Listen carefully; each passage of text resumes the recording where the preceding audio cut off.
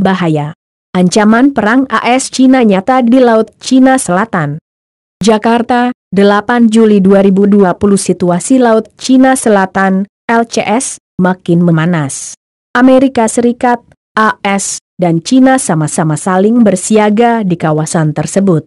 AS bahkan meluncurkan pesawat bomber B-52H dan 2 kapal induk Nimitz dan USS Ronald Reagan ke LCS.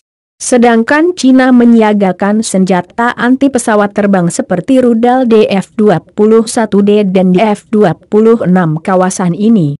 Dikutip South China Morning Post, Beijing menyebut AS sebagai biang keladi yang membuat situasi Laut Cina Selatan tak aman. Melalui juru bicara Kementerian Luar Negeri Zhao Lijian, Tirai Bambu mengatakan situasi di LC stabil tetapi AS memprovokasi Beijing dengan negara ASEAN. AS sengaja mengirimkan dan mengerahkan militer untuk latihan skala besar di LCS, dan memamerkan ototnya, ujarnya dikutip CNBC Indonesia, Selasa, 7 Juli 2020. Mereka memiliki tujuan tersembunyi.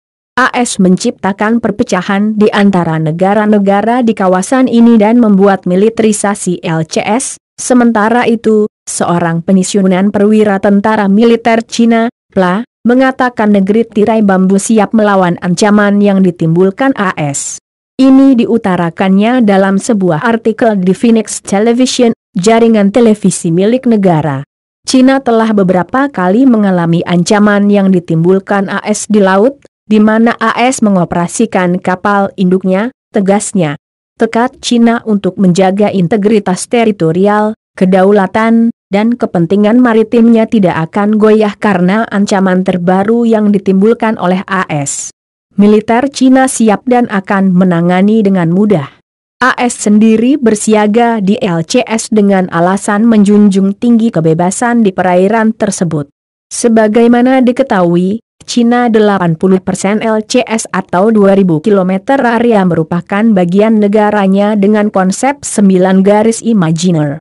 Pentagon mengaku prihatin dengan latihan militer yang dilakukan Cina. Apalagi kawasan itu sengketa beberapa negara, termasuk sejumlah negara ASEAN.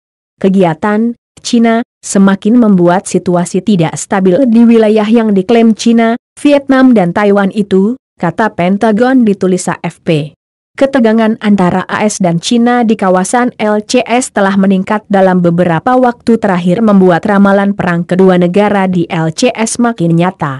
Meski konflik bersenjata antara AS Cina sangat kecil secara perhitungan, kami melihat aset militer mereka beroperasi secara teratur dan tinggi di wilayah maritim yang sama, kata Colin Koh Swee, peneliti dari Singapura beberapa waktu lalu. Interaksi dari aset-aset kedua pihak yang bersaing ini bisa menciptakan peluang, sengaja atau tidak sengaja yang berpotensi membakar dan meningkatkan eskalasi. Ini adalah risiko yang tak bisa didiskon.